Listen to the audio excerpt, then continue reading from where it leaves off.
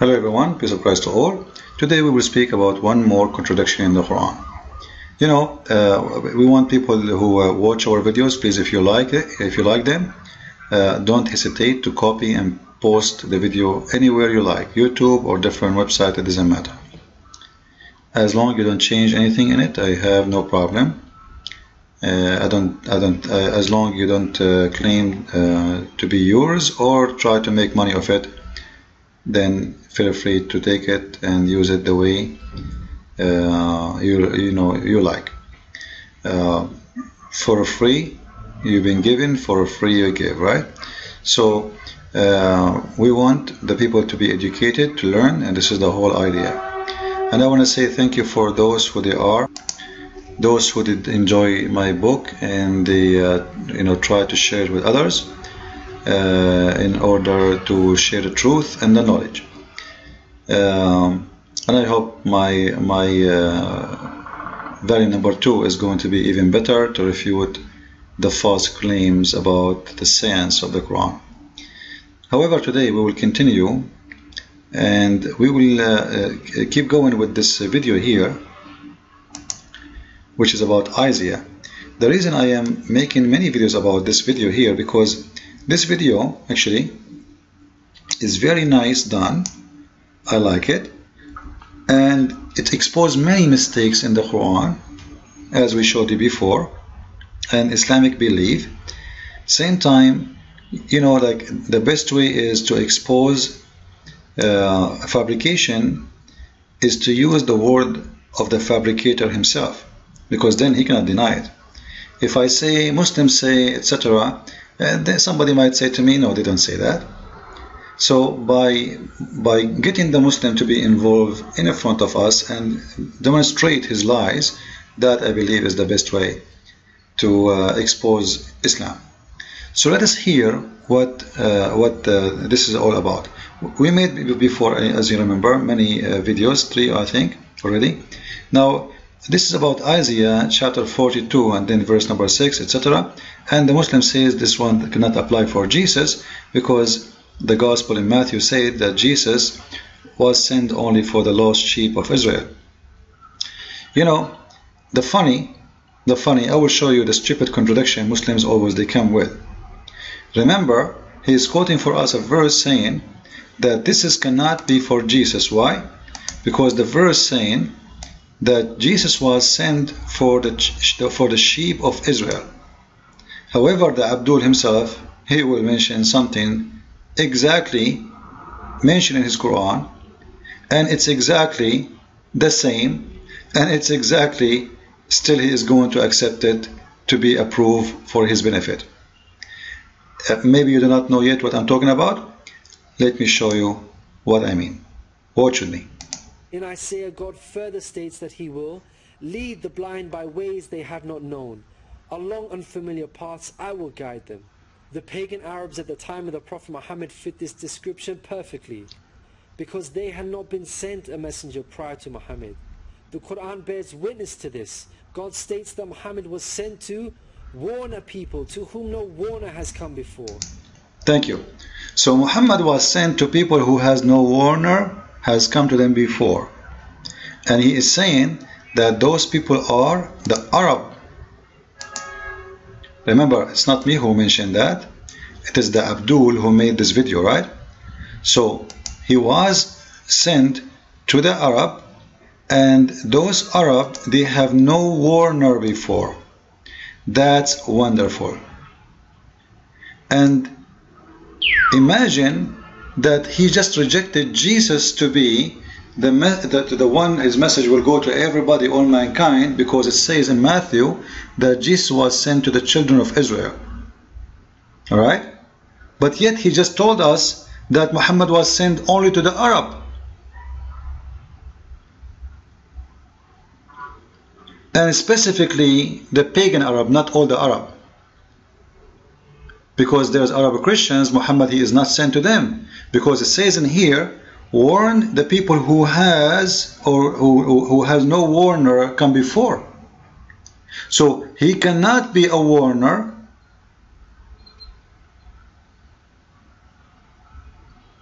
for the Arab Christians, He cannot be a warner for the Jews who live in Mecca. He cannot be a warner for anyone who believe in the true God, the God of Abraham. He can be only a warner and a messenger for the Arab, who they are pagan. Then yet the Muslims, they will tell us that Muhammad, the prophet of the Abduls, he was a messenger for all mankind, but yet in this video he is saying he was a messenger for the Arab. Very, very funny contradiction. However, this contradiction does not stop here, because this is a very clear contradiction for all the teaching of Islam. And this is why I'm so happy to see this video, because this video will be an eye-opening for Christians to see how Muslims, when they speak, excuse my language, they do poo-poo. You know, they are the same as their prophet. Their prophet, wherever he move, he do poo-poo. You know, when someone is a fool, the more he talk, the more he do poo-poo. I'm just trying to be polite using the word poo-poo. If you notice with me here, you will see the verse saying that there is no warner for those who Muhammad was sent to. No warner. No warner means there's no messenger. There's no prophet. They never heard about the true God. But yet Muslims, they say to us that Muhammad himself was from an Abrahamic family. And not only that, they claim that Muhammad himself is coming from Ishmael, which means the grandfather, according to Muslims, the grandfather of the Arab is Ishmael. Not only that, the disaster continue, because if he's talking here about the city of Mecca and the people of Mecca and the Arab people who live in Mecca, because remember Muhammad, he is from Mecca, when he said that those people, they do not know God and they are pagan and they have no warner before, that is a clear contradiction for the following verses in the Quran. The Muslims, they forgot that they give us speeches about Muhammad is from Ishmael, and Ishmael is the grandfather of the Arab, and Abraham and Ishmael, they are the one who built the Kaaba, which means they are the one who came to Mecca with their own feet. Not only they visited, but they lived there. Not only they live there, they are the one who first Muslims ever built the Kaaba, which is very funny and we don't agree with, right? Because why someone want to leave a green land? You know, Iraq have two big rivers, right? When people like go for immigration or migration from place to place, especially in old days, and even until now, you know, even Mecca is called the land of Mecca, which means for life, for water. It's the city of death. So the Quran states in chapter 2 verse 1 to 5 that Abraham and Ismail, they are the one who purify the house of Allah. And not only that, Abraham and Ismail, they are the one who build the house. They are the one who put the foundation and build the house of the Kaaba. So how the Muslims, they say to us, as we saw in the video, that Muhammad was the first messenger or warner who came for the pagan Arab? That is a clear contradiction, obviously. And this is a contradiction for this verse, which is 32 verse number 3. So this video actually show you clear contradiction with the Quran itself, contradicting the Quran itself, and contradicting the stories of Muslims, which it says that Muhammad is from the Arab, Ishmael is the father of the Arab, and all this fabrication, and Abraham is the one who built the Kaaba, and Ishmael, he built it with him. And later we find Abdul making a video saying, well, you know what, the Quran says that Muhammad was the first warner ever who came here, and this is in the Quran. So it's obviously a clear contradiction. Not to mention, not to forget to mention, that not only Ishmael and Abraham who came to the Arabian Peninsula to teach, according to Muslims, there's many names. If I mention some of them, you know, there is Shu'aib, there is Salih, there is Hud, or in English they say Hud, and there is Ishmael, and there is Abraham, and there is Muhammad. Now there is some other names. Muslims, they agree about them or disagree, doesn't matter, but they agree about those names. So we have 6 messengers, according to Islam, they came to the Arab, and the Arab specifically. But yet, the Quran says that Muhammad was sent to those who has no warner before thee. That means the following. Muhammad, he cannot be a messenger for those who has a warner before. Because the Qur'an says he was sent for those who have no warner for them before. He was not sent for the Arab Christians. He was not sent to the Roman Christians. He was not sent to the Jews. He was not sent to anyone who knows God. He sent only for those who do not believe in the true God, which is not the people of the book as the Qur'an called them. People of the book in the Qur'an are the Christian and the Jews specifically. So Muhammad, he cannot be a messenger for all mankind. This is number one. Number two, Muhammad was sent only for a specific group. He is the one who they are unlearned about God, which means he cannot and he should not accept the Christians to accept Islam, because that is a stupid request. For Allah, he said to him, I send you only for those who has no warner come before thee. And as all of us we know, Muslims admit that there was many Christians in Mecca, and even they claim that Khadija was a Christian, the first wife of Muhammad, which is not. I don't believe in that. However, this is what they say. So there is many Christians and there is many Jews, and Muhammad's story doesn't fit at all.